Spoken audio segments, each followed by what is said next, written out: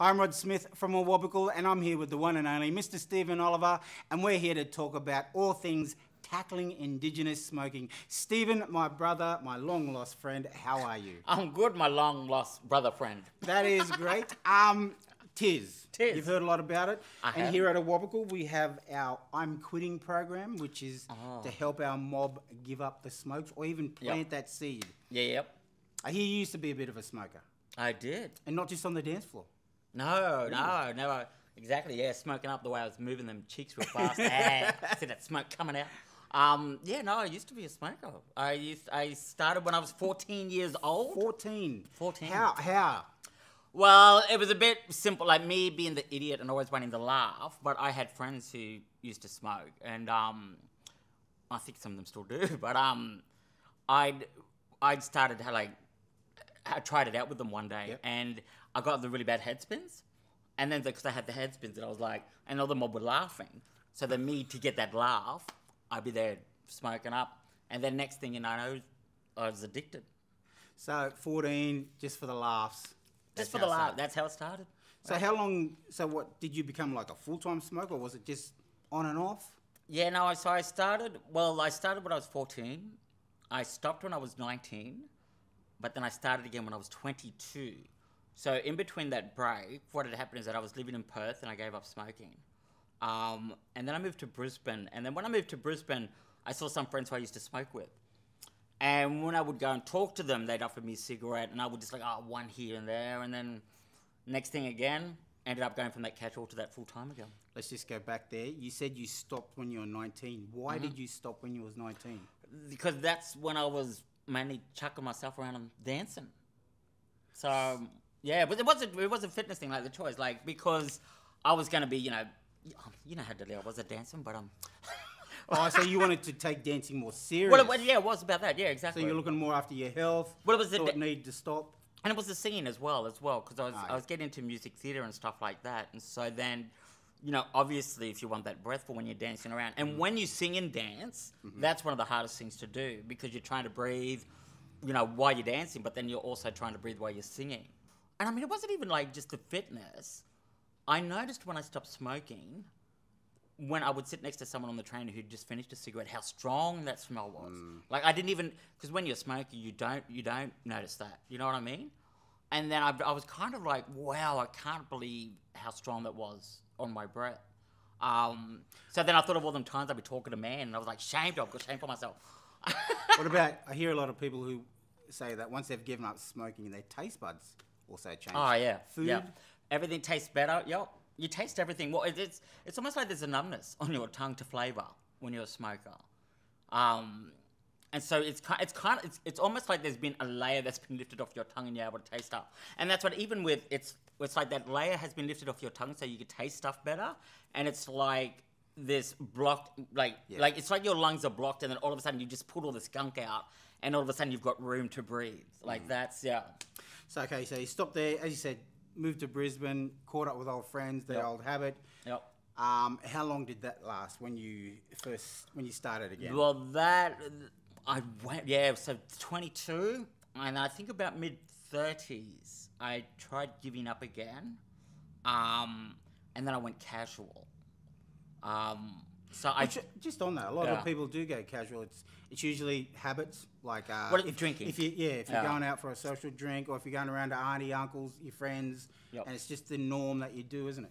Yeah, well, and I mean that's funny. And like when I started with the friends and that casual smoking, because what would then happen is that when I would go out on the weekend and I'd have a drink, I would buy a packet of cigarettes, while I was on the charge.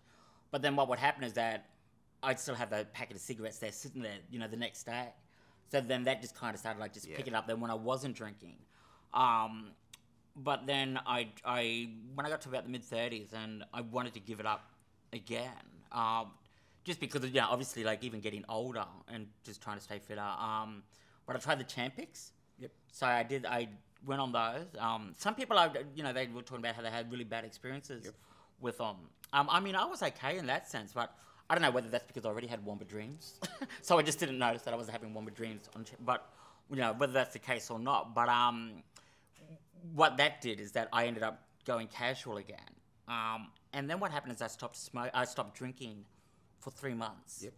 And after that 3 months, I had a beer. And the moment I had that beer, as soon as that taste touched my, I instantly wanted that cigarette again. And I went, you know what? I said, it's been 3 months. You haven't had a smoke in 3 months, so you don't need it.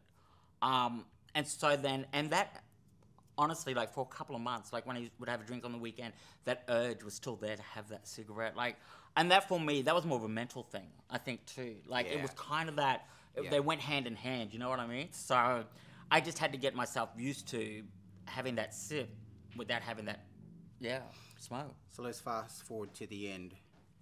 What made Stephen Oliver just stop? It was that break now when I had that break, and that's when I just went, because it doesn't do anything. And look how much money. Like a friend of mine got me to stop at a 7-Eleven for him to buy a pack of 20s, and because I haven't smoked in years, and I think they were about $12, $13 a packet then for those 20s when I stopped, and then he got me to grab him a packet at 7-Eleven. If I'd done that with that much, I wouldn't have bothered paying for them. But they were $27, I think. And I nearly died. I was like, 27? Are you kidding me? I think they're more now. Like, I wouldn't be surprised. Yeah. And so, the health was the driving force behind it. But even just the cost of it, because, you see mob giving up feed to have cigarettes. You know what I mean? Because as silly as it sounds, mob aren't addicted to food. You get addicted to cigarettes. Yeah. And so, you know what I mean? Like... It's that craving. It's that craving. Like, and it was crazy. And I remember that craving, how terrible it is too. You know what I mean? Like... And I used, be one of the people, like, you get grumpy and stuff like that, or just that thing for it. But, that's why. And I think it's because I realized you look at this little kind of, this styrofoam... chipped wood piece of paper, and you think this thing has so much control over me. Like this thing has so much power over me, and I kind of wanted to be that thing of taking that power away from that too. You know what I mean? And it was hard because mob do it when they're stressed out and stuff like that. But I even used to remind myself of like, I think that thing of what it is when mob look for a cigarette when you're stressed, and what it actually is. It's not about the cigarette, but it's about the breathing. Because when people say take a breath, and you're just like. Just to calm yourself down? Yeah. I think that's what it actually is. So when you're stressed, it's not that, so much more about the cigarette. It's because you're addicted to that cigarette, you think that. But the reason why you want that is because it's more about the breath, and you're wanting to, like... Calm down. Just calm down and just get that oxygen. You know what I mean? Yep, like, that's what it is. Yep. And I think that's more of it. But there's just... it's like that thing when you work out the pros and the cons. If you like the benefits, you got to list this long. You know what I mean? If you look at, what the cons are, it's like, well, what? Like, be broke, have no breath, be hardly, What's some of the difficult things, the challenging things about giving it up? Well, I think, kind of one of the main things, it was that peer thing, I think, in a way, of like, if me and Mob would go out, and then they want to go for a cigarette, and then you got to kind of wait around. And you know what I mean? Like there is that kind of thing of like, social. And is that social? And you're used to like going out and you're like sitting with mob and having that, and it's still just about the act of that. You know what I mean? And I think that's what it is that apart from the addiction that is very challenging, it's also the habitual. Yeah, it's the habits you develop with it as well. And it's like getting up in the morning, having a coffee, have a cigarette. I mean, that used to be breakfast. Like that's terrible. I've heard ex-smokers talk about just having the feeling of it between their fingers is... Well, but it's like when you do these things, it's repeated, experiences and stuff. You're sending your brain all these signals as well. So then your brain is telling you that you got a coffee. This goes with that because that's what and you've got to try and sever that link that your brain's developed that kind of thing of doing that as well. You know what I mean? Can you explain to me, I've never smoked, but that nicotine I always hear about. I've done courses and that, but I can never understand it. But that once you do give it up, the craving of it, like after a day or 2 or 3, what's it like? Is it really? I hear it's like it's teeth into you. It's like an emptiness. It's like you have this void that you can't fill, and that's why a lot of people talk about eating. as well, because you're trying. It's like you've got this emptiness in you, and it's like you need, and it's just you got to get rid of it. And so you're trying to eat, you're trying to do something to, you know what I mean? And that's something you got to develop your mind against that as well. Like you've got to like have this thing about, you know, finding something else to do to replace that. And like it is, and that's, you know, what I said. Like, and when you look at that thing of that, like you'll see more picking up dumpers. You know what I mean? Like that's the strength of that thing of where you got people picking up dumpers off the street because they need that nicotine hit. And there's been times where I've honestly, you know. I mean, even when I still did smoke, and I would see more picking cigarettes off the thing, I used to give them cigarettes because I knew that horrible feeling. Yeah. You know what I mean? But then when I gave up, I even thought about buying mob, you know, like smokes, because I just knew how horrible. It's a really horrible thing to go through when you haven't got that smokes and you got that craving. And like I said, it's just it's just a void that you can't fill. Chewing gum, does that help? No, I didn't really find that helpful. No, because you're talking about how... I think for some people they will, because they associate that cigarette with having something in the mouth. Yeah. So that's why, and that's why I think even with the eating, it's about having something in the mouth, and it's also about trying to fill that void. You know what I mean? So that's two birds with one stone there. But yeah, no. Look, if anything, it was me finding things again that I love. So then, like dancing.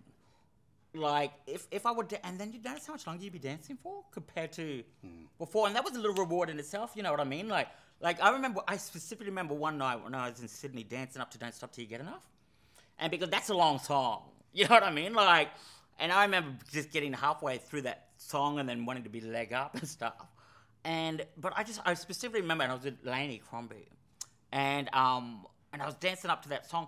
And it got to this point to the song, and I just specifically remember me thinking... I'm not stuffed. Yeah. You know what I mean? Like, and then I was able to enjoy that song. You know what I mean? Like, I was able to actually enjoy that song that I love dancing to. And that was a reward in itself. So you even shook it more. I shook it more. My cheeks nearly went flying. So just to finish up, there was something interesting you said yesterday to me. The benefits of smoking. You know, like if you start going to a gym and you start losing weight, there's health benefits, you feel good, could help you with the work. If you go into a course, you know, to improve your education, what are the benefits of smoking? Exactly. It does, you know, it's not character building. It's not, you know, it's not good for you physically or mentally. Like, it doesn't do anything really, except, you know, like I said, except make you give over, you know, your power to this thing. And I mean, the other thing too is, you know, I think about this money that I'm paying, where's it going to? I'm making all these mob rich. Why our mob, you know, at the bottom of the socioeconomic ladder. You know what I mean? Like, and our mob are like, we're struggling with all this stuff. And yet we're giving this money to these big corporations that are making billions from our people suffering. And so that was another thing of like, no, I'm going to take that power back from you, mob. Yeah. You know what I mean? So. Very good. Very good.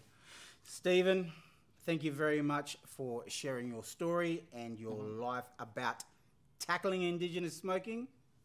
Oh, I thought you went that. Is this the only thing you've quit? No, well, I thought you were going to be like quitting talking to me.